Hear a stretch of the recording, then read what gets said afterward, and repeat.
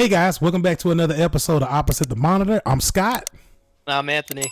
And today we're going to talk about everything that happened at the PlayStation Showcase this past week, including starting off this useless companion app. Yes, we're going to talk about how terrible the necessity of having this is. You mean the PS5 Wii U? I mean, essentially, yeah. So they're calling it Project Q. And as you can see here, the Project Q is specifically meant to be able to play your PS5 games installed on your PS5 and streamed over Wi-Fi. So essentially what that means is that it's a remote play. And it, you can't take it outside of your home essentially, unless you bring your PS5 with you. Remote. Yeah, unless you bring your PS5 with you. So, give me your thoughts on this, Anthony, because I know you have a lot to say about this, and it's just like I completely think it's redundant. I don't think you need it. I don't think people need to go into this thinking that, hey, this is a new handheld from Sony, and this is going to be amazing. Because I've had this conversation with people before. So let me know your thoughts on it, because I am curious. Yeah, it's exactly what I said in the opening. It's literally PlayStation and Sony like, oh, let's copy the worst selling Nintendo's console that is it's known to man right now, the Wii U, and let's just do it, but worse, because at least the gamepad actually looked good. This looks, I don't even know what this looks like. This literally looks like they cut PlayStation 5 controller in half, glued it to a tablet, and was like, here you go. Yeah. Here's your companion. Yeah. It's aesthetically unpleasing. It's literally useless. Like, I don't know. Yeah, I mean, I like the Bluetooth earbuds. I'm down with that. Yeah, but yeah, that boomerang just needs to be chucked because that's exactly what it looks like. That thing is crap. Yeah, I'm good. I think this is just like an illusion. Like for me, I've had this conversation with people before after this got announced, and I think this is just the illusion of like it's trying to. From what I can see, it has people thinking that you can like play games outside of essentially like remote play essentially, and that's what I've just seen from just talking to like a general people who are not even gamers like that, you know what I'm saying? And it's just like even the handheld coupled with the earbuds, kind of like the whole presentation of that shows something completely different than what the actual purpose of it is. It's a companion. It makes you think it's like PlayStation's rival to Steam Deck or the Switch or the Ally, but it's not. Yeah, no, it's not. And that's what I'm saying. It's like, and I think this is just Sony's like attempt to be included in the conversation of handhelds. If you want to ask me personally, they want to be included in the conversation of handhelds because you have Valve coming out with Steam Deck. You have the Nintendo Switch. You have Asus dropping the Asus Ally handheld as well. And my thing is that like this is, since PlayStation VR 2 isn't selling like how they anticipated it would, I don't know why they would anticipate that. You literally made the VR headset almost the exact same price as the actual console. So it's like, no, people aren't buying another companion piece to the PS5 console that costs the same amount as the PS5 itself. It's just ridiculous. So it's don't even get me started on that VR too, by the way. Yeah, it's just like, this is just like useless. And I think this is kind of like a last ditch attempt to be included in the conversation of handhelds. And they just kind of like, it almost looks like they pieced it together with that particular handheld. And I'm like, I don't know if me and you are on the same page with this, Anthony, but I don't expect this to be like high res at all. I think it's 1080p, if that 60 FPS, and I don't even think, since the games are being streamed over Wi-Fi, the general population doesn't have like fiber optic internet or like really, really good high speed internet. So it's like the people who are going to get this are only going to be a small portion of people who have good internet.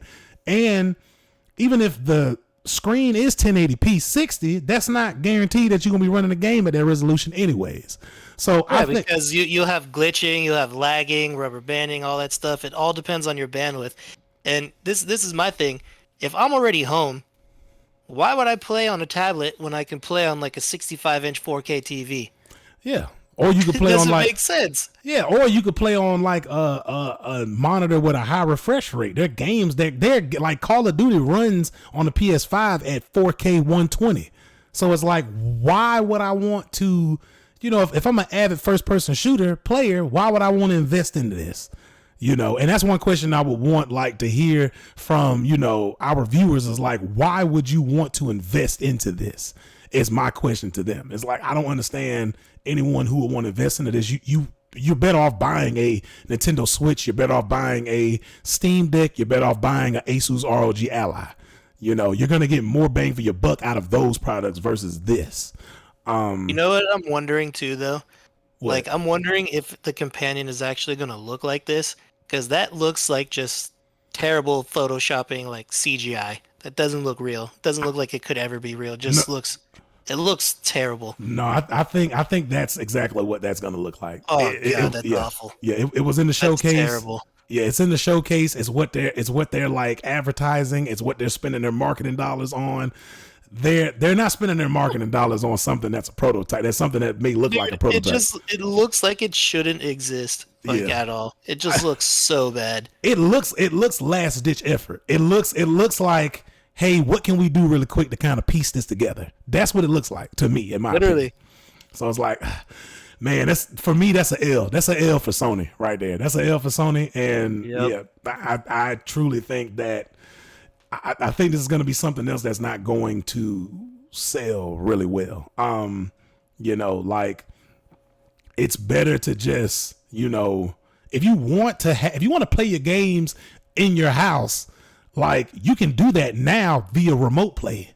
You can download the remote play PlayStation app onto your phone and hook it up to a controller, and you can play it on your phone, or you can legit just remote play the game from your PS5 to your actual TV via Bluetooth, and you can connect the PlayStation controller to your TV via Bluetooth. You don't even need the console for that.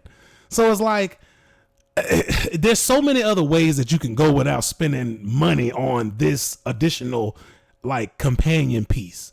Like, and I'm pretty sure they're probably going to want to try to sell this at maybe. What are your guesstimates at for as far as price range will go? 400 easily. 400 for that? Oof, that's kind of steep. I don't know. I don't think it'd be 400. Like, bro, it's Sony. Yeah, but I don't think they have a $200 controller right now. Yeah, but I mean, Xbox has a pro controller too. But like, I know, but why do you need that? Why do you need either of those? I mean, I wouldn't say 400. Shoot, the pro controller, the PS5 pro controller has more use than this handheld does.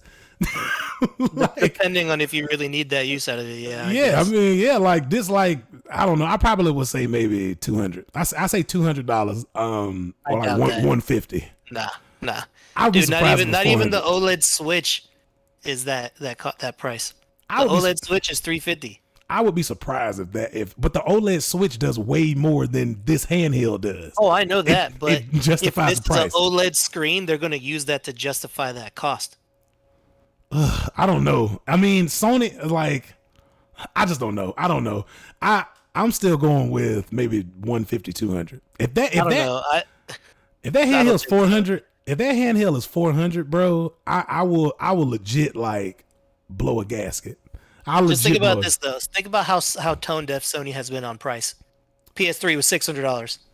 I mean, yeah, period. But they don't care. They're going to charge what they can. What they think it's worth. Well, see, in PlayStation's defense, though, they did learn a lesson with that, because when they made that mistake of making PS3 $600, they went back and they made PS4 $400, and then they were even nervous of pricing the PS5 at what they priced it. They thought people were going to be upset because they didn't want to relive that trauma of PS3 days. So dude, it's like, if it wasn't for the pandemic, a lot of people probably would have let it sit on the shelves. But because it was so scarce, it created a inflated demand. Yeah, so I can see that. I mean, look at it. Like PS4s were even selling almost at retail, or used PS4s during the pandemic. Yeah, so I can see that. I don't know. I think it's gonna be 150, 200. Another reason that's just too low. Another reason why I think it's not going to be priced that high either is because the PSVR 2 is priced that high, and that is also another mistake they made. So it's like the PSVR 2 isn't selling like they expected it to, and part of that is because of the price. Part of that is because of it's like $400-$500 to buy that. So I would say it's more content too. There's nothing to play. Yeah, well, that too. I think it's both of them. I think it's the price, and I think it's lack of games on the PSVR 2. Those are my two reasons as to why people aren't buying that. I think that if they would have priced this at $400, nobody's gonna buy this. The only people gonna buy that are whales and people who are diehard PlayStation fans. That is it. So it's like, I mean, they're out there. They got to be smart. They got to be smart with the pricing decisions. This is an L in general. This is an L. I don't know why anyone would want to buy that. It's just a companion app. That's it. You'll get more use out of buying the earbuds than you will the handheld, the Project Key. I actually do plan on getting the earbuds. Yeah. I'm tired of wearing these cans every time I play PlayStation 5. Yeah, man. But all right. So moving on. So one of the other big titles that got revealed was Spider-Man, and man, was it a great showcase, man. It was a good gameplay, man. I was like, I was just blown away because I got everything that I was expecting. They teased Venom earlier on in the teaser trailer and the screenshots from last year, and so getting to see Venom, and I guess they kind of play out Venom. I'm glad they're going with the more like Sam Raimi style of Venom in this game versus like the Venom that people know of currently now, who is just like the symbiote, that is just like big and bulky and all that stuff like that. Tom Hardy movie? Yeah, the Tom Hardy symbiote. Okay. I'm glad they went with the more like, I'm glad they're finding ways to kind of implement the original Spider-Man. To the original, yeah, I was gonna say. It's definitely more to the original symbiote suit on how it was on Spider-Man first, and he's not so bulky. And he has the temperament of the actual, symbiote Spider-Man. I think they did a good job on displaying that. They're keeping it true to the source material with that. Exactly. Unlike they did with Miles Morales, which is the worst origin story of Miles Morales. I mean, period. Yeah. But it's here. It's here to stay. I mean, I'm cool with it. I like Miles Morales outside of this game.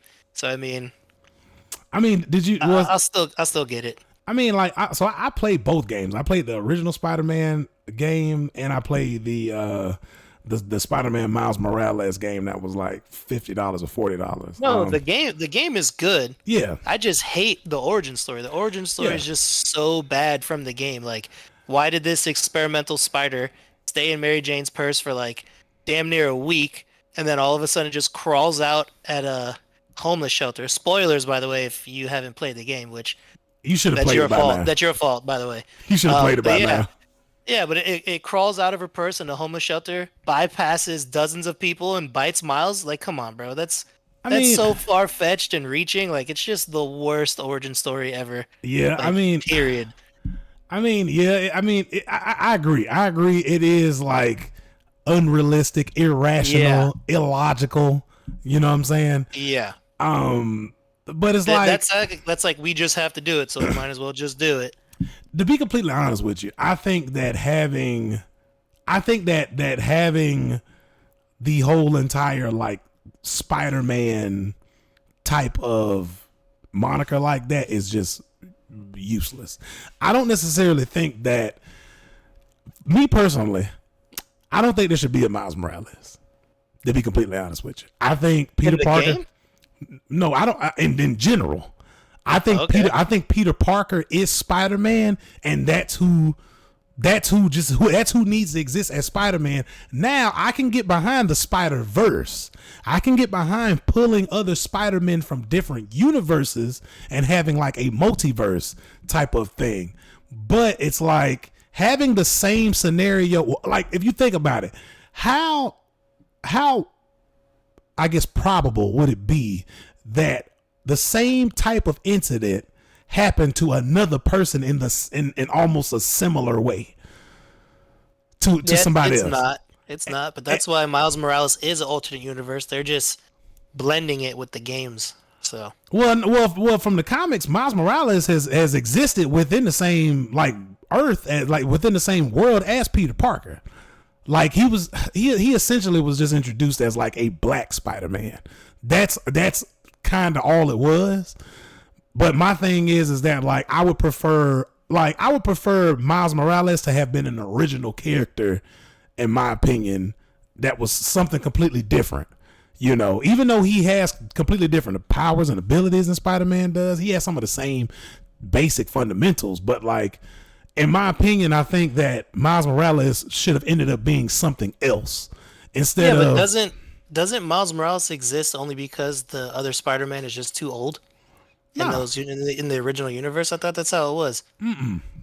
nah, Oh, well, nah. It wasn't just. It wasn't that he was too old. Like Miles Morales existed like during like while like prime of Peter Parker? yeah, they are like, well, not the prime. Like Peter Parker, like Peter Parker in his like I guess mid to late 20s is like his prime or whatever. But like 30-year-old Peter Parker, that's still pretty young. But that's around the time when Miles Morales got inserted into the world. It's like Peter Parker was like in his early 30s, like still, and he had been Spider-Man for like a decade, I guess at that point. But like, you know, it could kind of be like created as like a passing of the torch. I guess that's kind of what Miles Morales' Yeah, that's character what I is. thought they were trying to do. Yeah, it's like passing the torch. My thing is that like I would have preferred him to be an original black character. Like I would have preferred him to be like something other than like Miles Morales, Spider-Man. You know what I'm saying? Like him be something else. You know, he can still exist within the world, but him just being his own thing. You know what I'm saying? That's just my personal opinion. You know, because I feel like we do need like a lot more original black characters instead of just like these like, you know, Secondhand. yeah, secondhand or like tokenized characters, basically. You know what I'm saying? It's kind of like the same. It's kind of like the same thing as like She-Hulk. You know what I'm saying? Like you have Hulk, but then you have like She-Hulk and all these other variants of Hulk that are just like, you know. And they kind of almost have like a similar backstory, but it's like one or two things have changed, and that's how they got their ability. It's not original. You know what I'm saying? That's just my personal opinion. But besides that though, I think the game itself looks amazing. How do you feel about the whole Venom character and stuff like that? And how do you think like Venom is going to be able to like interact with Craven? Because you know Craven is like a very deadly like Spider-Man villain in the Marvel universe, and in my opinion, I think Venom is needed for him to be able to defeat Craven. Even though they're probably gonna try to make him like, you know, like, oh, I don't need Venom. You know, like Venom is destroying me and destroying my morals and all that. But what do you think? Do you think Venom is going to be needed to take on Craven, or do you think Peter Parker himself can not cross over to the dark side? The way I think it might unfold is that like he might be kind of, I guess, perceived as a villain to Craven because of the symbiote suit and how his attitude probably will be, you know, because of the symbiote suit. But I think once that he splits himself from the symbiote suit and then you actually have Venom, like I think that's what they'll do before you actually probably beat Craven. Yeah. And then he'll probably go after Venom and then get fucked up by Venom and then realize like, oh, I guess Spider-Man wasn't the most dangerous game to hunt as far as he's originally always thought. And like, I don't know, it's just going to be a weird play out, but we'll just have to see. But Venom has always been my favorite Spider-Man character, or Spider-Man villain, I should say. Yeah. In the whole universe of it. So it'll just have to be like, I can't predict on what they'll do, to be honest with you, as far as that Venom thing goes. But I do feel like once it splits, then that's when Kraven will probably want to go towards Venom, or at least I would assume, because he is stronger than Spider-Man. Period. Like so. Yeah, I think I think Venom is going to be needed to probably take on. I think Peter Parker is going to have to live in the dark side for a while to be able to at least, you know, take on Craven, this iteration of Craven, because this iteration of Craven definitely seems a lot more deadly than what I've seen previous iterations of Craven, as well as they're making like a live action Craven movie too. But just from how this trailer started with him just like, I mean, like just picked dude up, broke his neck and threw him in the bushes. It's like, you know what I'm saying? So it's like, there's no hesitation. There's no like, you know, he has a clear purpose. He is very decisive and things like that. The world's deadliest hunter, dude, of course. Yeah. So it's like, I think Venom is needed. I think Venom's kind of dark side is going to be needed. What do you think about the suit though? No, I think the suit is cool, but going back to that real quick though, I think the reason why they've showcased Venom so much, or the symbiote suit version of Spider-Man so much, is because it's so early on. That's why I feel like they'll split before, you know, anything major happens between Kraven and Spider-Man. Okay. That's the only reason why I'm saying that. Because like if it was gonna be something that's like important and like more towards the middle, towards end game, I feel like it wouldn't have been shown. And like it might have been like teased, but this is like full blown like Spider-Man in symbiote suit action. So I feel like it's early on in the game, and that's probably why it will eventually split. Okay. But yeah, no, I mean I'm excited about this game. This is obviously a day one buy for sure. Definitely. Yeah, me too as well. I'm definitely gonna pre-order it. Insomniac Games didn't let me down last time, so it's like I'm all in on Spider-Man 2. I'm all in on Spider-Man 2. I wouldn't be surprised if PlayStation dropped a special edition Spider-Man PlayStation PS5. That'd probably be the first one, right? Yeah, it'd be the. They did a God of War bundle, but there was nothing different about that PlayStation. Yeah, the God of War was the only different was the controller. The controller was different. I know, but that's what I'm saying. The PlayStation was still the plain white PlayStation. I think what they'll do is they'll do Spider-Man customized like face plates instead of like. That would be cool if they sold them separately too. Yeah, I think that'd also be dope. What do you think about the suit though? I'm liking the suit. I'm liking the actual. It's source appropriate, I would say. It looks almost the exact same. So yeah, like I think it's dope. Well, I think the difference is that I would point out is like the skin. Yeah, the meshing. Yeah, it's like it looks like it's meshing and like actual muscle tendon on the outside. But besides that, pretty much the same. Yeah, definitely. Seems like we're gonna also get more Miles Morales too. I know when we watched the trailer, like, well, how do you feel about the jumping between characters? As far as like throughout the game. Okay. Yeah, I think it's cool because, I mean, it just brings a newer aspect to the game, you know. Okay. And Miles' powers are pretty cool. So. Yeah. I think we're gonna get like a balanced amount of time between Peter Parker and Miles. Me personally, I probably would want more Peter Parker especially because of that symbiote suit. Exactly. So I think I would want more Peter Parker. But I think that you're gonna get a nice healthy balance of playing. And I mean they kind of did that too in the first game with Peter and Mary Jane. Like from time to time, you would play as Mary Jane, sneak around, investigate. Yeah, I remember her. Her journal missions. Yeah. So I think you're gonna get a nice like healthy dose of that. But I mean, man, these screenshots look amazing.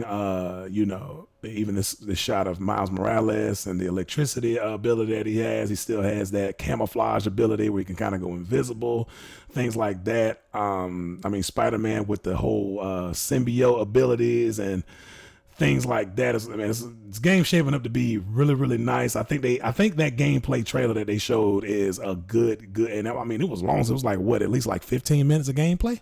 Yeah, it was dope. Yeah, I loved it. Real dope. So I mean, I'm glad it wasn't another teaser. That shit was too. Dope, so. Definitely. All right, so we're gonna move on next to I know one thing you're excited for is Phantom Blade. And Phantom Blade, this was the surprise at the PlayStation Showcase for me. I know you enjoyed it, so let everyone know your thoughts. I know you were excited for this, me as well. Yeah, this looks like Sekiro mixed with Metal Gear Rising, at least the good aspects of the fighting, like on crack. Like this game just looks awesome. I love the visual effects. I love the fighting style. I love like the Dark Souls-esque Yeah, like grandiose bosses that they had showcased. It just looks awesome. definitely, I'm definitely. ready for this game. This is also going to be a day one purchase for me. And other than that, I really didn't care for almost anything else besides this and Spider-Man in the showcase. Yeah.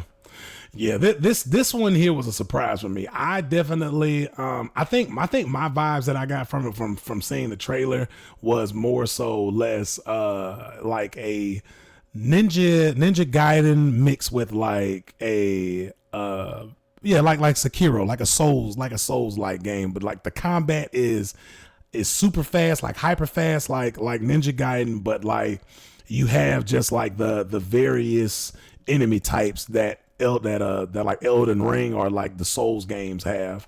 Um and Yeah, but that combat is why it reminds me of Metal Gear Rising playing as yeah. Raiden. Yep.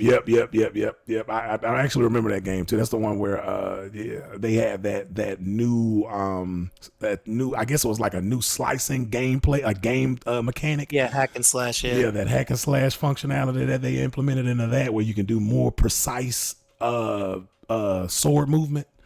hmm So yeah, that was actually pretty dope. I actually forgot about that.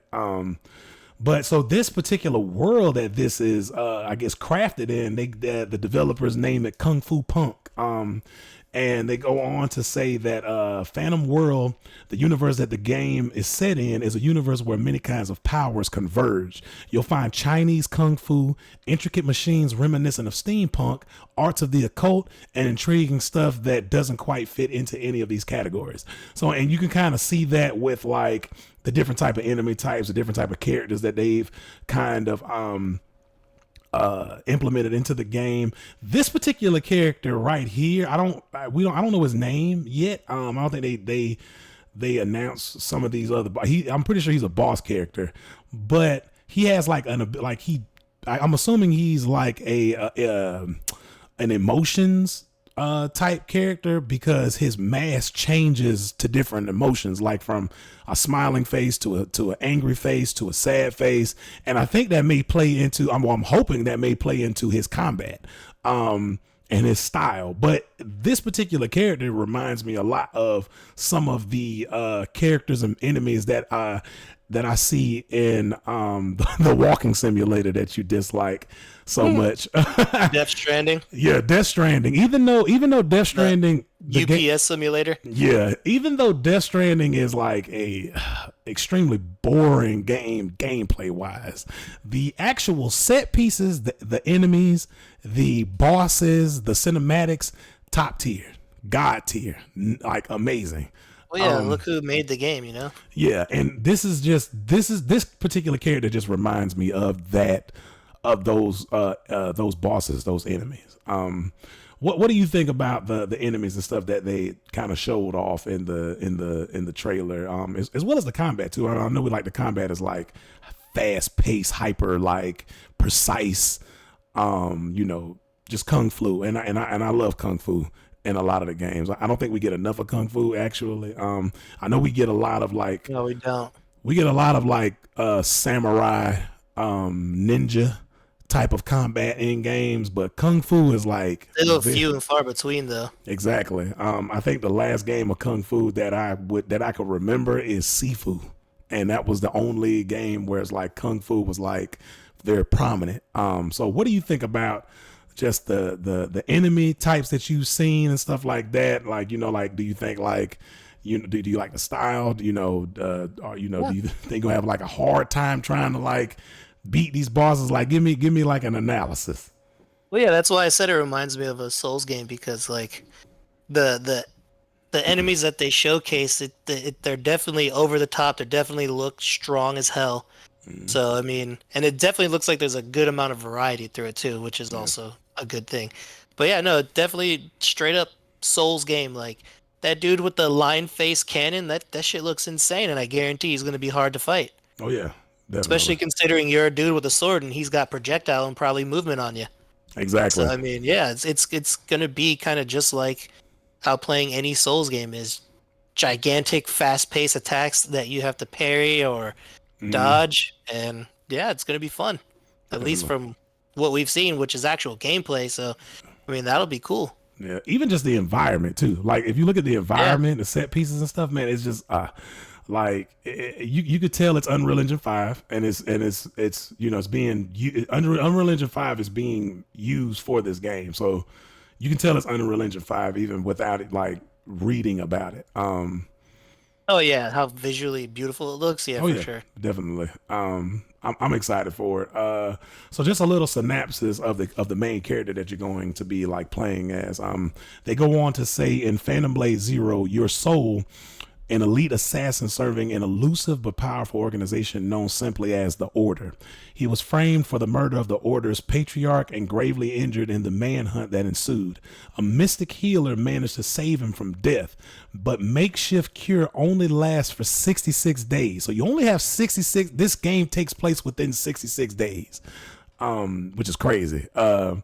So it goes on to say that he must find out the mastermind behind it all before his time runs out against powerful foes and inhuman monstrosities. So I'm hoping that this game delivers on, and it looks like it's going to deliver on what it's set out to do, which I think is like fast-paced combat, interesting enemies and characters. You know, the only thing I could probably say that, and we just don't know too much about it yet, is just the story. I think the story is just definitely going to be like probably something that's probably going to be an afterthought. I think the main draw for this game is combat, enemy types, and world. That's what I think. Yep. So I don't know. I am interested to see how the story will unfold, though. To tell you the truth, yeah. always can get behind a good story. Typically with these games though, like story is typically an afterthought. We'll just have to see. Yeah, we'll definitely have to see. But I don't necessarily have faith within the story. But I mean the world looks amazing. The characters look amazing. Even just like the movements, the combat, the different enemy types. It's definitely gonna deliver on the ancient, I want to say like Chinese dynasty style type of world, as well as like fighting. I mean, they already got gifts and everything made of this, man. That wall running, you know, all of that. So I'm just like, I'm excited for it. The other crazy thing too is that like after we did a little bit of like digging into this game too, and it was originally like a Mobile game. a mobile game, yeah. Yeah. So it's like hey, I guess they made a lot of money from that mobile game, and they was like, look, we about to do something that we wanted to do for the longest. Yeah, be a real game. Exactly. But yeah, I'm excited for this game though, man. I think this game is going to be amazing. I think this game is going to be exactly what, you know, hack and slash. You know, I would also say like it's like precision, but it's precision hack and slash, high speed action and combat, but not necessarily like Devil May Cry. Like Devil May Cry has that same high speed hack and slash action, but this seems like on a completely different level. This seems very precise. Yeah. Devil May Cry, you could just spam that shit. Yeah. Here it looks like you're gonna kind of want to know where you're hitting and how you're hitting. Exactly. And I think you're gonna want to like probably chain combos together and stuff like that. Like it almost probably feels like a fighting game, like you know, like Street Fighter, Mortal Kombat, Tekken, like that type of combat in a like a Souls like style game. Yeah. So I mean that's going to be interesting. That's interesting in and of itself. But so moving on, we have you know, the big boy that got announced, Metal Gear Solid Delta this time, which is essentially Metal Gear Solid 3. But yeah, man, they released some screenshots of this, and the first thing we noticed was that why does his bandana wrinkle on his face with his face like that? Yeah. We don't understand. I don't understand that. It's acting like it's a second skin. Yeah, because my rationale behind it was that, you know what, it's Snake Eater. He has snake skin as a bandana on his head. Maybe it's just like thinly wrapped and tight, but then we go out to like look at it from a different angle, and no, this is just like a full-fledged bandana. Yeah, no, it's just cloth. So it's just like, I don't know why his expression would be shown so fiercely through the. That shit is just wrapped super tight. Yeah, it's just like he's getting a headache. That's why his eyes are red. His eyes are red. Yep. It's like I can't even think straight. Got all this damn. Yeah, I don't understand that. It's hella blood pressure in my head.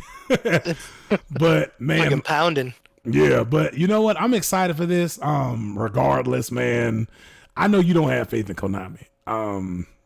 Rightfully so. Konami has not done anything to restore faith in gamers at all. This is their first attempt at trying to build upon that, trying to create excitement. People are definitely looking forward to Metal Gear Solid 3 remake. My thing is that I hope they follow the footsteps of Capcom. I hope they follow the footsteps of Capcom with all of the remakes that Capcom has done with Resident Evil games. But what is your take on it as far as excitement goes? Do you think it's going to end up being great? Do you think it's going to end up being garbage? Give me some substance, Metal Gear Solid substance. Yeah. Yeah. But yeah. But no, so I hope they do it true to form. Obviously it should just be a reskinned, like way better looking version, maybe some new game mechanics, but keep the story true, which it kind of looks like they're doing. But with the last Metal Gear project that they handled alone, and even the last Metal Gear Solid 5 that they handled with Hideo Kojima, they kind of ruined it. They didn't let him finish 5. They came out with this weird multiplayer Metal Gear Solid survival, like wannabe zombie game. That shit was garbage. Like they single-handedly tried to run this game or this franchise into the ground. And obviously they noticed that, which is why they're going back to the golden era of Metal Gear Solid. Metal Gear Solid 1, 2, 3, and 4. I'm not counting 5 at all because that game had potential, didn't end the way it was supposed to. So yeah. But I mean, I do, in some of the stills, I do remember that environment because I played Metal Gear Solid Snake Eater probably 20 times over. So like I remember this area right at the beginning. So it looks like they're kind of keeping it to the same map, same area, same form. Yeah. We'll just have to see like how much mechanics they change to make it just like new, but in a bad way. We'll have to see. I will get it, of course, but I will get it begrudgingly, just because of I don't trust them. Yeah, no, I completely get you, man. I think like this environment, because I want to say, because I haven't played Metal Gear Solid 3 in a very long time. And I would like to put out too is that alongside this announcement of Metal Gear Solid Delta Snake Eater, they also announced the Metal Gear Solid collection that comes with 1, 2, the original 1, 2, and 3 included in there. So it's like that's also kind of like something that I also like want to like applaud Konami on, is because that's actually appealing to the people who may not own the originals anymore, who want to jump back into it, as well as people who have never played Metal Gear Solid series at all. You can actually buy that collection, jump into that collection, beat those games before Delta comes out, and then kind of do like a comparison, contrast, follow the story, things like that. So it's like I actually like that. But I think I remember this. If I'm not mistaken, I think a Metal Gear Solid Phantom, I think it was called Phantom Pain on the 5th one. That one came with multiplayer. That one came with like a PvP multiplayer, which actually was pretty good. Like that was fun. The PvP multiplayer was pretty good. I think one of the maps was from Metal Gear Solid 3, if I'm not mistaken. And yeah, like the jungle map was amazing. Of course, they got the crocodile, so you can kind of create the croc cap over again. That was one of the more like popular things. They better have that. That croc cap. Yeah, I think they're definitely gonna bring back all of those like RPG elements, even like the survival aspect of it as well that they had in the original game. Yeah, it looks like they're making the environment, like as far as like the animals, a bit more aggressive. Like I remember in Metal Gear Solid 3, when you walk by a crocodile, it didn't do anything unless you messed with it. Then it would just hit you with the tail. Yeah. And then that's it. Yeah. But I wonder if they'll make it like an actual element of the game where you have to like avoid them or get eaten by them or shoot them underwater and stuff like that. Yeah. Or fight them even. I mean, I would assume since just the technology has gravely like increased since that time, like substantially increased since that time. I would think you're gonna get more intelligent animals and environmental dangers that occur. I mean, even just down to like the frogs. You know what I'm saying? Like even the frogs in Metal Gear Solid 3 or whatever, the original game. I think you're going to get like a lot of environmental detail. And I think you're going to be able to, in my opinion, and just from like, what I've seen and stuff like that, as far as like the trailer and just what kind of imagery they want to perceive the game to be, like just their way of communicating to the viewer and to their consumer base, that I think that they're going to put a lot of work into this particular iteration, it being the fact that yes, it's the golden standard for Metal Gear Solid games, number one. Number two, this is Konami's big return back to mainstream gaming. Outside of like Silent Hill, basically. But this is Konami saying, hey, we're back in a big way. And I think that, Which they need.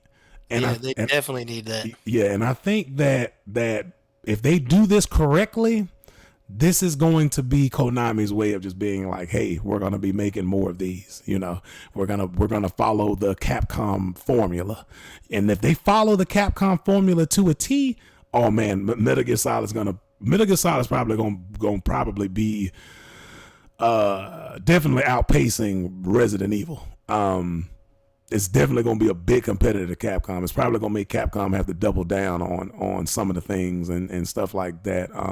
Probably definitely have to make some changes. Because now that I think about it too, Capcom's next remake is going to be Resident Evil 5. And a lot of people didn't like Resident Evil 5. I was about to say, I think we could do without that remake. A lot of people, a lot of people didn't like Resident Evil 5. Yeah, I did. I liked it too. I liked 5. 6 was atrocious. They should not redo at all. But I mean, I liked 5. I just know it wasn't well received. So I don't think too many people would probably buy it unless they fix things that people complain about in 5. But then that's like almost changing the game completely. So then it doesn't seem like it's a remake at that point. So who knows what they'll do with that? Like, again, I fuck with 5. Yeah. I will probably get 5 as well. Yeah. But see, my thing is that I don't understand why people don't like Resident Evil 5 as much, because if you sit back and you think about it, Resident Evil 5 is essentially Resident Evil 4 with Chris Redfield.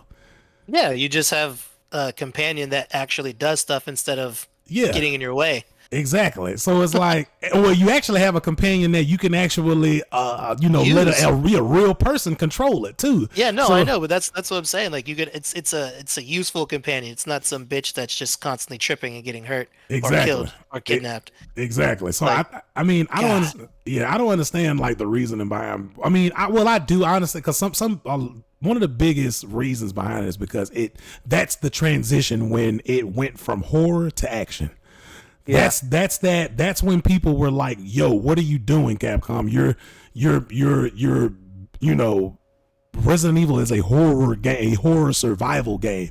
It's not meant to be a action like movie, And it's like, I think if they can remake Resident Evil 5 with Chris Redfield, but still maintain that horror aspect of it, like bring the action back a little bit, bring the ridiculousness back, because that was a game that Chris Redfield killed Wesker with a boulder into a volcano. I forgot about that. Yeah, so it's like reel it in like about 40%, reel in the action about 40%. You know what's funny, like the fact that we're talking about Metal Gear Solid and talking about how like Resident Evil got way too actiony. That's like literally like the most Metal Gear Solid like you could do. You know what I'm saying? Like, like think about all the old Metal Gear Solid games and how grandiose those cutscenes were. Like literally Snake like jumping and backflipping off of a RPG and then shooting. Like, dude, like those things is like Metal Gear Solid was legit the Matrix before the Matrix was, and that's what like Capcom tried to do. But they turned that volume knob all the way up. They should have kept it at a half. Yeah, that because it's not expected in those games. It's expected in Metal Gear, Yep.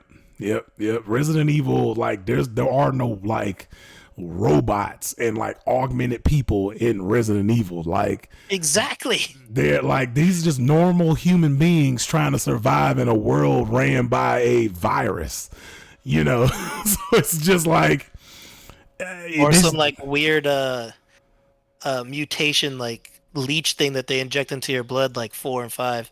Exactly. Yeah, but that's when they change from virus to like some weird like I don't even know what could you even call that? What do they explain that as? Because I know what it is, but like what is like the actual term for that?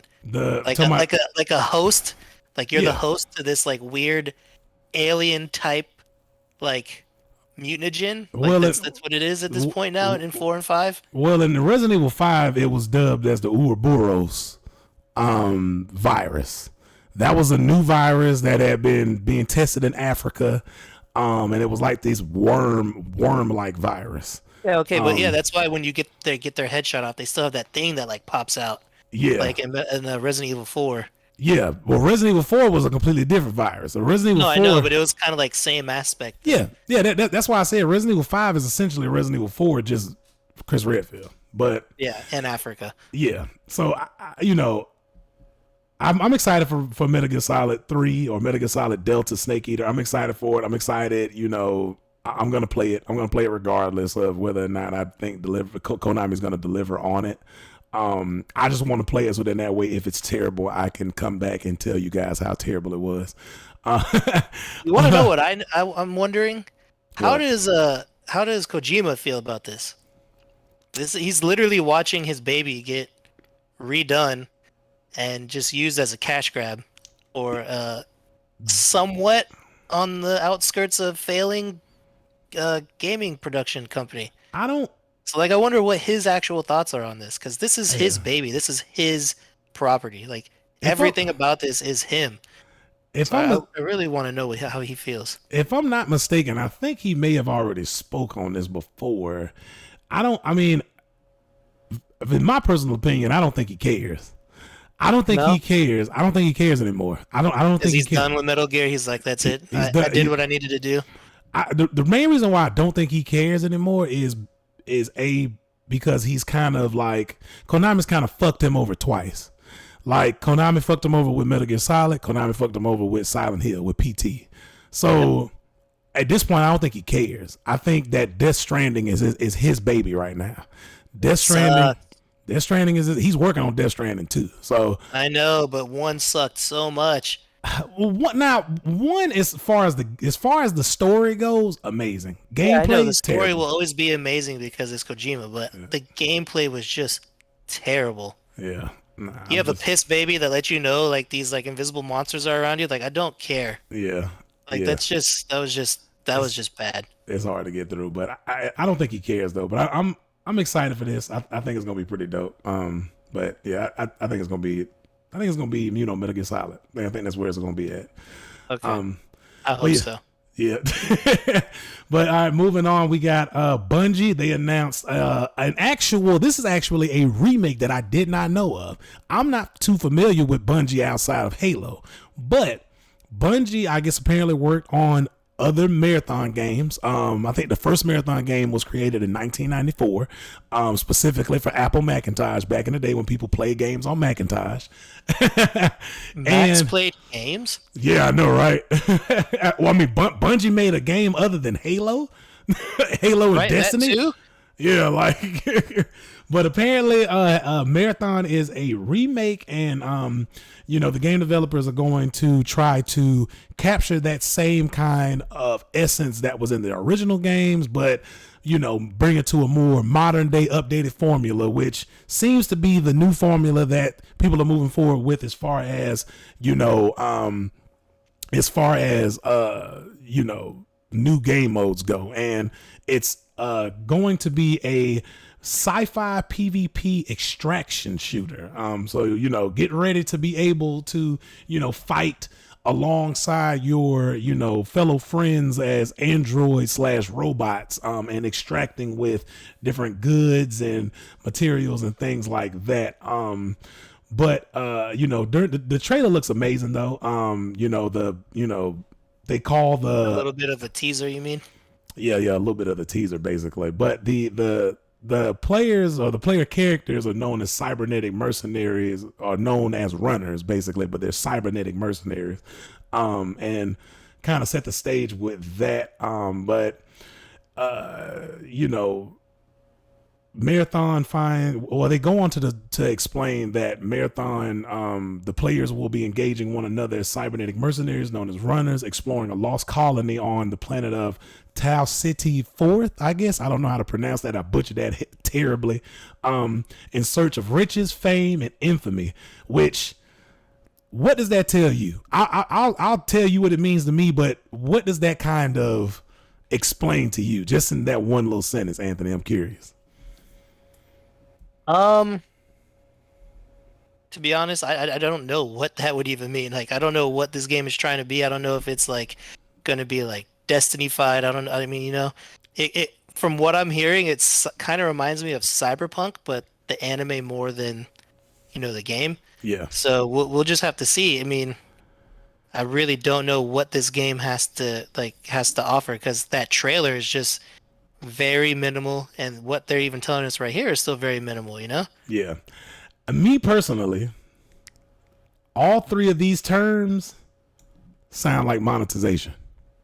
All three of those terms sound like That's what like you were currency. getting at? I thought you were getting at what the game is going to be like. No. No. Yeah, no. Well, I mean, they say that the game is a sci-fi PvP extraction shooter. That's all I need to know. But given the fact that these I didn't know terms, you were focusing on these three words right here. Yeah, yes, that's going to be battle pass, microtransactions. Yes, that's going to be all of that. Yep. That's exactly what I think. These three terms, riches, fame, and infamy, all sound like currency. They all sound like currency to me. And given the fact that, you know, Bungie worked on Destiny, which is a free-to-play shooter with multiple different currencies in it, as well as one of the other topics that we were you know, wanted to bring up too, is that Sony is allocating some of their money, some of their budget, and outside of the outside of the budget that they just increased to 13 billion for acquisitions, but they've also reallocated some money to furthering cloud gaming and more live service titles. And I think this is the first stride. Bungie's acquisition was purposeful for Sony to be able to increase their footprint within live service cloud gaming. And this is just the first step. Yeah. I mean, but they definitely should, so that way Microsoft is not the only one doing it. Exactly. Doing it well, at least. Exactly. And that just, I'm fine with it being, I'm fine with it, you know, being like Destiny. I don't want it to be free to play. Please don't make this free to play. Don't make this game free to play, because you're going to fall down that rabbit hole of Halo Infinite. You're going to fall down that rabbit hole of any other free-to-play game that has been like released in the past like 3 years. They've all been just released shit, buggy, broken, cheaters flourishing throughout there. It's just, you know, you're going to have that same... Pay to win. Exactly, like pay to win. And this riches, fame, and infamy thing sounds very similar to currency. You know, being like completed... I can see it now, completing objectives, you know, getting money, the amount of kills that you get can, you know, contribute to fame and infamy or stuff like that. Like, I can see that being a currency, and then you using fame points, you know, like that term's been used so many times over, using fame points to be able to access chests and different type of packs and skimp. It's just, it doesn't sound good for the consumer. It doesn't sound good for the gamer.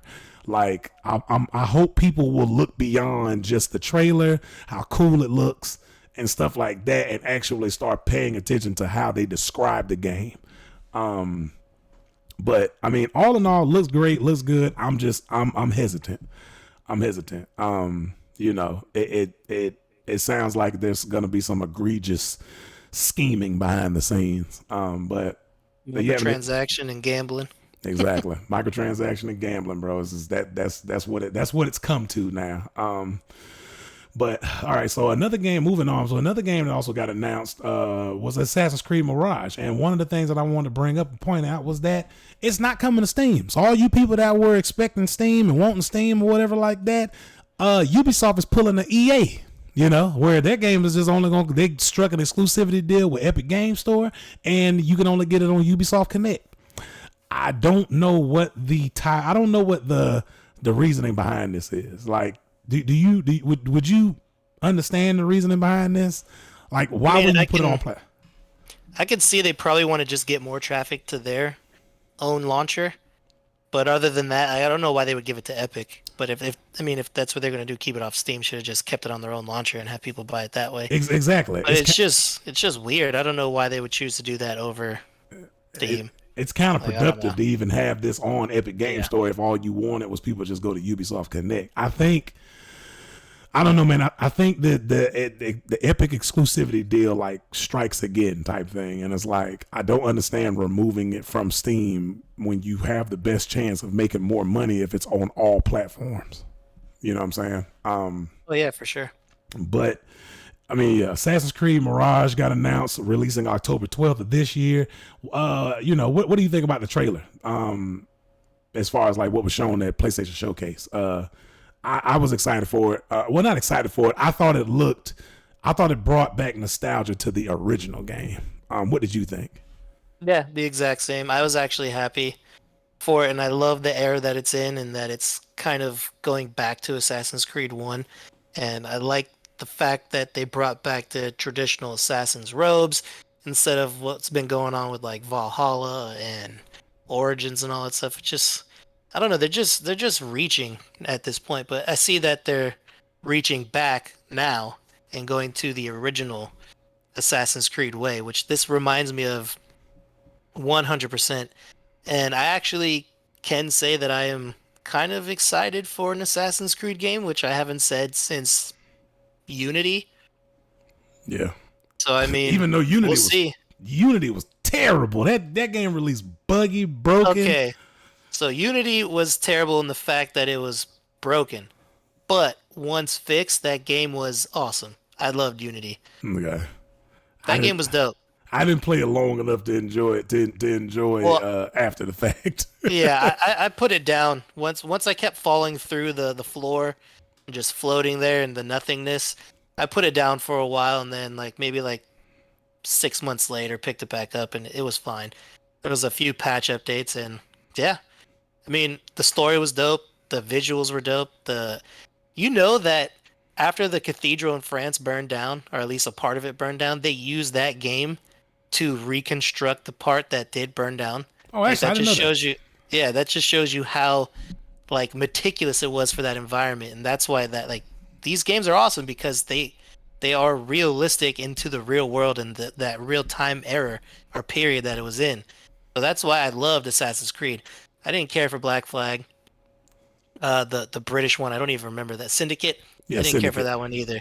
But this reminds me of the peak era of Assassin's Creed, and I'm gonna buy this game, and hopefully they bring back the original free run mechanic, because I think it's stupid now. You just run, and then if you walk into something, you automatically start climbing. I don't like that. They need to bring back the original mechanic, and that's not why these games were breaking, as they say. So they need to bring that back, and I hope this game is good, because it's been a while since I've played a good Assassin's Creed game, and I'd say it's really needed, to be honest. Yeah, I think I gave up on Assassin's Creed after Assassin's Creed Brotherhood. Assassin's Creed Brotherhood came out, and I was just like, I'm tired of playing these. And then they just started. Actually, I took a break from Brotherhood. Was so different, though. You control mini armies and your own assassins. It was different. It was awesome. So you never played Revelations? I didn't play Revelations. I didn't jump back into Assassin's Creed up until Origins. I played Origins because the reason why I played Origins was because they implemented that new. It was like a completely different combat system, and that was one of the reasons why I wanted to play Origins, because it was more leaning towards like an RPG, like a full-fledged RPG. But then they just kind of went off the rails with going to ancient Greece and then Valhalla. and then it's just like I'm off That's it not again. even an assassin's game. I know, so You it's just play as like a Viking exactly. assisting assassins. It's so weird. So I'm just like, yeah, I don't know. Either way, Ubisoft needs a win. Their stock has just been in the shit. They've been releasing games that no one necessarily is excited for, cares about. They tried dipping their toes in mobile games. Mobile games like got shut down a year after release, so they need a win. They need a win, and I'm hoping Ubisoft can deliver a solid Assassin's Creed game that people can get behind, can get excited for, because they do need a win. They definitely do, but here's the thing: complaining that you're not getting wins because there are bigger game companies outside of yourself. Like, you remember when they actually released that and like said, "Oh, the reason why we're not winning or we're not doing good is because there are bigger games that are better than us, and we're just a small game company." Like, bro, are you insane? Yeah.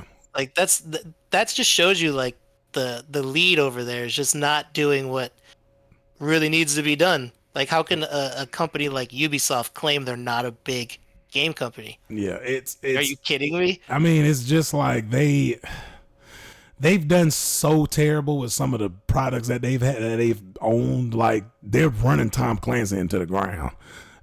Like, it's in my opinion, I think. Look, I understand why they went with Assassin's Creed. Assassin's Creed is their go-to baby where they can kind of drum up some like hype behind and stuff. But they need to really like reconsider what they're doing to Tom Clancy games. I'm more of a Tom Clancy fan versus Assassin's Creed, and there's like trouble. Like, I mean, them trying to make like an assassin, like a Tom Clancy battle royale that got canceled. Thank Jesus, and then. Yeah, I don't know what that was for. And then turn around and did like X Defiant, try to put Tom Clancy's name on that. I played the beta. The beta was the closed beta was fun.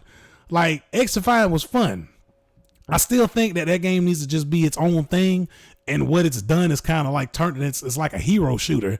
That's like a hero shooter that's kind of mixed with like Call of Duty. But I'm glad they took Tom Clancy's name off of that, because that game is just. It's not going to work as a Tom Clancy's game. And number two, like, stop trying to like parody. It almost seems like it's a parody of itself, and it feels like a mobile game almost. And it's just like, yeah, like, no, you need to reconsider what you're doing. But I hope they get a win out of this. I hope Assassin's Creed Mirage is that first, piece of right direction. Yeah, that first step in the right direction. But. Yeah, me too. Yeah, it's just crazy. But moving on, another surprise game that got dropped was Helldivers 2. And I think Helldivers 2, man, this surprised me. When I saw this, when you first saw the trailer, you thought it was Starship Troopers, which is actually pretty funny. Yeah, I legit did. Yeah, because I know there's a Starship Troopers game coming out. I thought that was the showcase for it. Yeah, because the insects look the same almost. Yeah. So Helldivers is actually a sequel to an original game, which was a top-down twin stick shooter. And that game was actually amazing. And it's so dope now to see the same developers come back, make a third-person, fully action horde shooter. And man, all I can say is that they did great with the trailer. I'm excited for this game. Can't wait for this game to come out. I hope it's fully controller supported when it does come out. Well, I mean, I'm pretty sure it will, because this is being backed by PlayStation. So I'm assuming that this is gonna come out on PS5. PS5 and PC later this year. So it seems like it's gonna be a PS5 exclusive. So that's what I'm excited for as well. So yeah, that's basically what I'm excited for as well. I think it's just gonna be amazing. I'm glad it's going to be a third-person action game versus like top-down shooter. But yeah, I'm excited for it. Can't wait for it. What are your thoughts on it? Yeah, I think it looks dope. And I love how funny it was. To tell you the truth, the satire, it was pretty good. Yeah, I mean, I'll play it, but we'll just have to see how good it does. Yeah, we will. All right, moving on. Next, we have Alan Wake 2. Alan Wake 2 got announced, man. Alan Wake looks amazing. I'm excited for it. I also think this is going to be another. This is going to be another direct purchase for me. Another day one purchase. Keanu For me. Reeves. Oh yeah, definitely. Dude looks just like Keanu Reeves. Yeah, I know he does. I mean, look, the first Alan Wake game was a great narrative experience for me. Psychological horror, just an amazing game all around. Think it's going to be. I think it's going to carry that same intense level of horror and action. Very claustrophobic environment. And this trailer just kind of still kind of like brings that same kind of environment, but like even heavier, better graphics, more definitely more story. I've been like waiting for a sequel to Alan Wake for, I think it's been more than a decade now since that game released, which is crazy. I didn't even know there was an Alec Wake 1, to be honest with you. Yeah, Alan Wake, if you haven't played it yet, definitely go out and play it. The remaster is on Epic Game Store, as well as I think it's on PlayStation and Xbox Series X and S as well. So I would definitely go out, cop the remaster. Remasters, I think, is only like $20. And man, it's such a good game, such an amazing game. Seems like they're gonna introduce a new character from FBI as well. And I've seen this lady before and other stuff. I can't remember where I've seen her from, but she's been in some movies and stuff like that I've seen previously. But yeah, I'm excited for this though. Yeah, Alan Wake 2. I mean, they've been remaking a lot of like good old school games, man. Like Alan Wake. Remaking, but just revisiting. Or just revisiting, remaking, and expanding upon, yeah, like Alan Wake 2 is one example of it. They also doing a remake to Alone in the Dark. That game just actually dropped a demo on Steam, which I played last night. Amazing, graphics are amazing, great set pieces in the game, great environment, great sound design. I'm excited for that. That game also has David Harbour in it from Stranger Things. Oh, that's cool, yeah. So yeah, I would definitely check out Alone in the Dark too as well. But yeah, this was another game that got announced. Definitely excited for. We're gonna actually move along with these pretty quickly as well. These are just some other games that we wanted to kind of mention, point out. Honorable mentions. Yeah, honorable mentions, and kind of go through them as well. So FairGame is actually another game that got announced. I think it was like one of the first games that got revealed during the PlayStation Showcase. And this is a competitive heist game from Jade Raymond's Haven Studios. And Payday clone. Yeah, that from the description of it, I that's what I kind of get from it, is like a Payday type of gameplay from this. This was mostly just a cinematic CGI reveal trailer. I'm pretty sure more gameplay and things is going to be shown later on this year. But the funny thing is that they call it a competitive multiplayer experience. So I wonder if this is going to be similar to Payday, but you're going up against teams of 3. So after the same heist, you think? So more, wouldn't it be more closely aligned to Hunt Showdown then? Yeah. In that type of scenario. But instead of boss raid battles, it's just heists. Yeah, heists, like looting and stuff like that. But they go on to kind of say like the trailer didn't show any actual gameplay, but rather gives a look into a world where people go to extravagant lengths to rob the very wealthy.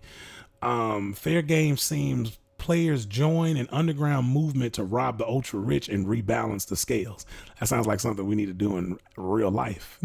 Right? Get that fucking 90% of wealth from the top 10%? Yeah, we need that back. Exactly.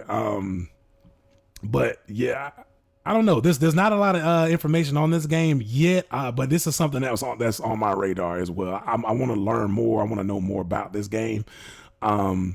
If the heists are going to be very like intricate, if they're going to be stages to the heist, kind of like Grand Theft Auto 5, what I'm saying? I'm interested to see that too as well. Yeah. And also how the PvP would act on that. Yeah, that's the big thing. It's because it's being touted as a competitive multiplayer experience that almost kind of insinuates like Hunt Showdown.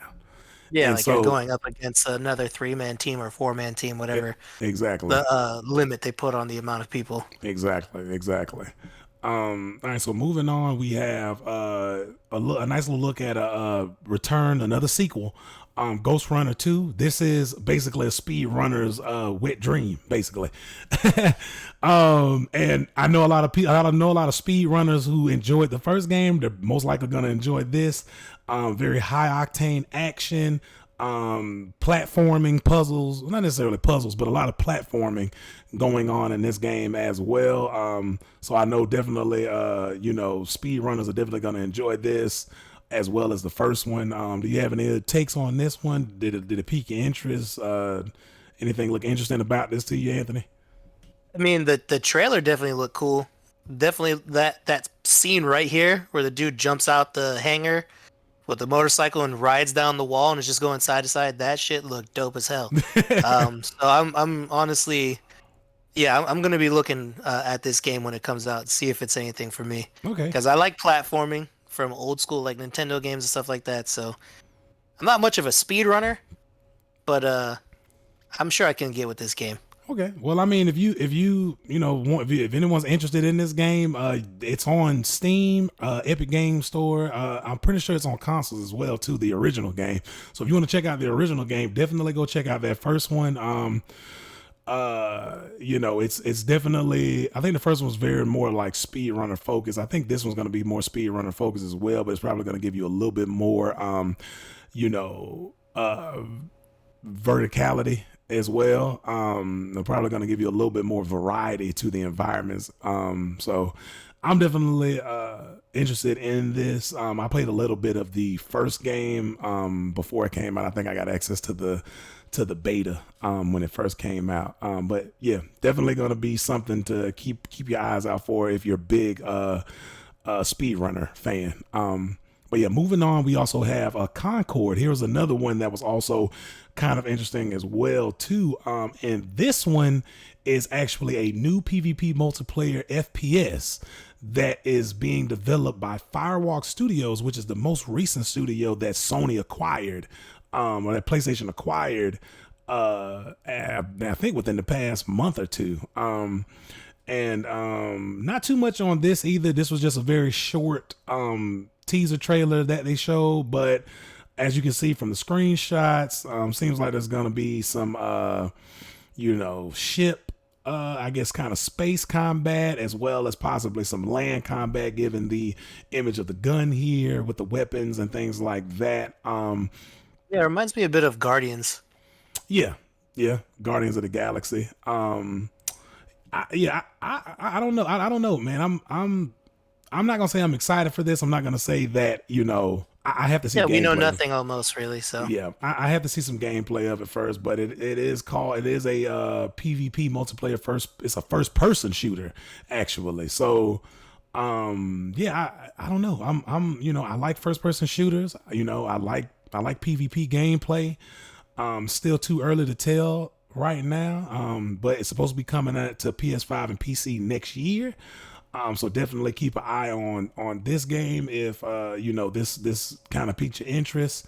Definitely go follow the studio that just got acquired, Firewalk, on Twitter and Instagram if you want to learn more about the game. I'm pretty sure they're going to be posting like more developmental updates and stuff like that on that side as well. So moving on, we also have FoamStars, which we both enjoy. Isn't that right? We both enjoyed this trailer. This was the the headline of the showcase. Yeah. Best game by far. Like, yeah. who didn't ask for a Splatoon clone made by SquareEnix? Oh, like, man. why would they make Final Fantasy VII Remake Part 2 when they could be making the game of the fucking year right here? Jesus. Oh man, I can't wait to play the shit out of this. I see myself putting like at least 500 hours minimum in this game. I can already see it. They're trend chasing. Oh my god, but that's not even a trend to chase. It's one game. Literally one game on Nintendo. Splatoon 1, 2, and 3. I mean, like, it's one franchise that they're chasing. I mean, it's ridiculous. I mean, Splatoon mixed with Fortnite, mixed with any other kind of like children's idea of a fun time. you know, Yeah, foam party. yeah, I'm not excited for this. I don't care for this. I don't think this should be anything. I mean, look, there's gonna be a small corner of people who are gonna be like, "Oh man, this looks amazing. This looks like a lot of fun and all that." I And they're don't. all between the ages of 8 and 12. Yeah, or I mean, I can see this appealing to women too as well. I can see this appealing to women in gaming. I just this isn't for me. This isn't something I'm excited for. I can. This looks very free to play. This looks very spend your I money. bet you it'll have a $70 price tag though. If this has a $70 price tag, I will literally like rip my esophagus out of my throat. I would just put my hand in there and pull it Bro, out. Square Enix taxes. Just so you know. I don't know if you've ever seen any of their merch or their figurines. Like they sell keychains for $40. So Square Enix taxes like a motherfucker. So I can see this having a $70 price tag for sure. Just because of the company that's making it. I mean, yeah. I mean, look, I can see both. I'm not even interested enough to even finding out whether or not it's gonna be $70. To be completely honest with you, like I wish this wasn't a thing. no, me neither. I wish this. I feel like another game could have been slotted here versus FoamStars. To be completely honest with you. Yeah, and I feel like Square Enix could have dedicated more time to a game that we've been waiting like 5-6 years for part 2 on.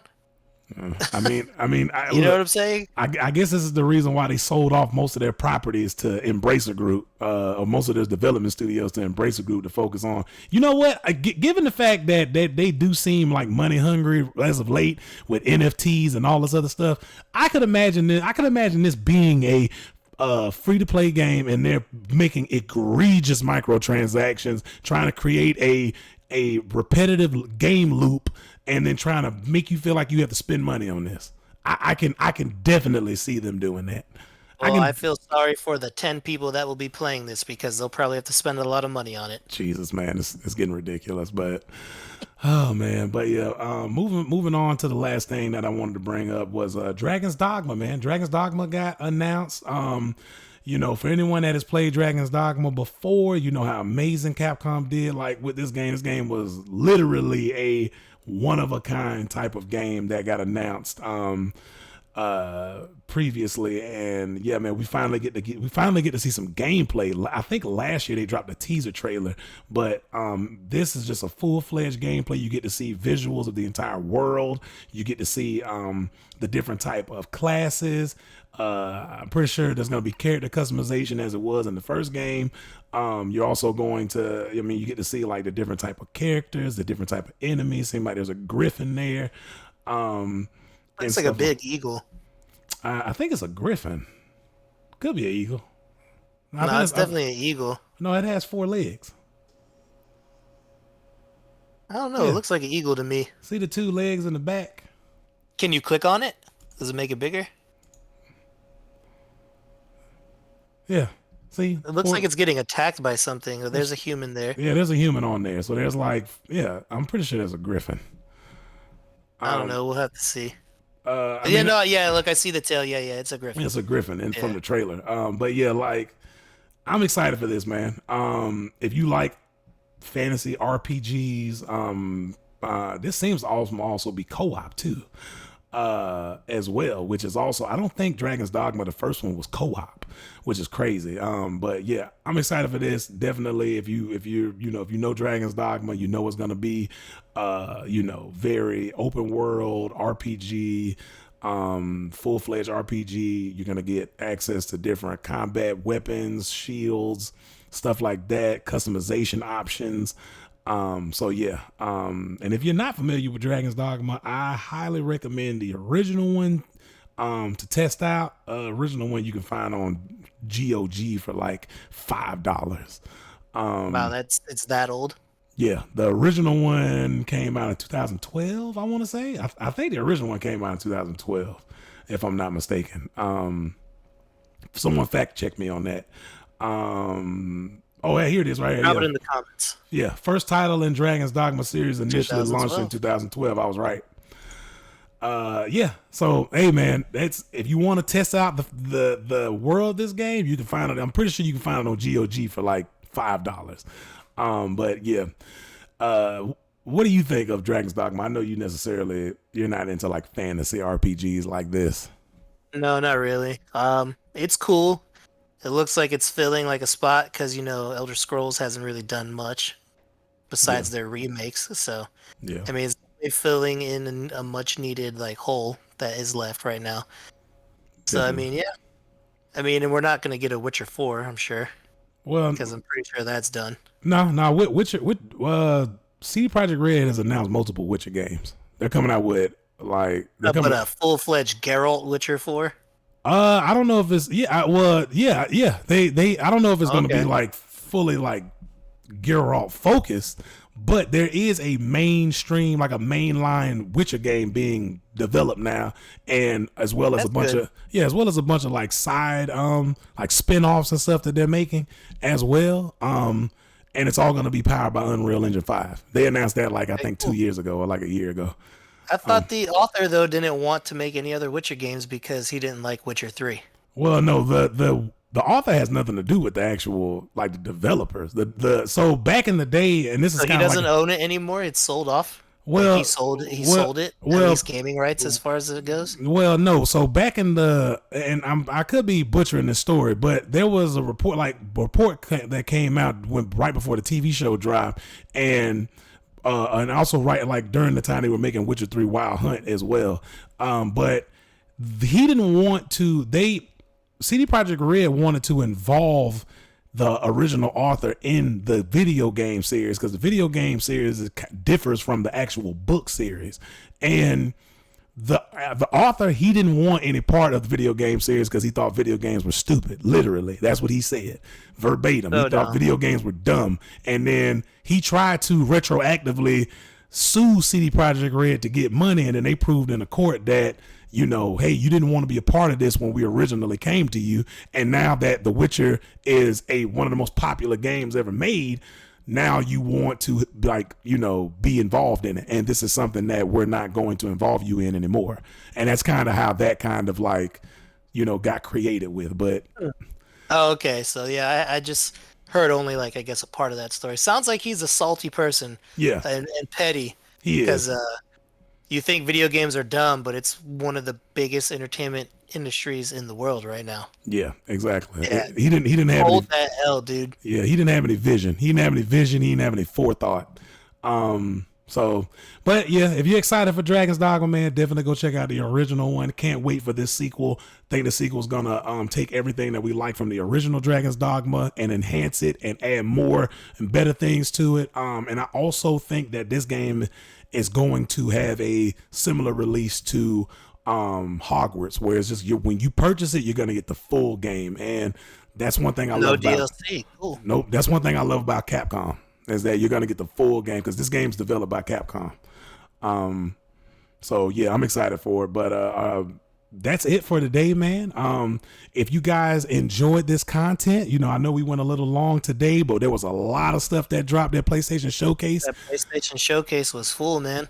Yeah, man, over 30 titles, which is crazy. So yeah, they dropped a lot of different stuff. We didn't even go over everything, but if you guys want to check it out, I'll put the link to the showcase in the description, as well as the link to just a kind of overview and synopsis of the showcase with all of the games that got announced during the PlayStation Showcase. If you don't want to watch the full hour trailer, but yeah, if you guys enjoyed this content, make sure you subscribe to the channel, like the video if you enjoyed the video, and what else do they need to do, Anthony? Turn on that notification bell, baby. Hit that notification bell so you never miss a video. Thank you guys for tuning in and have a great week.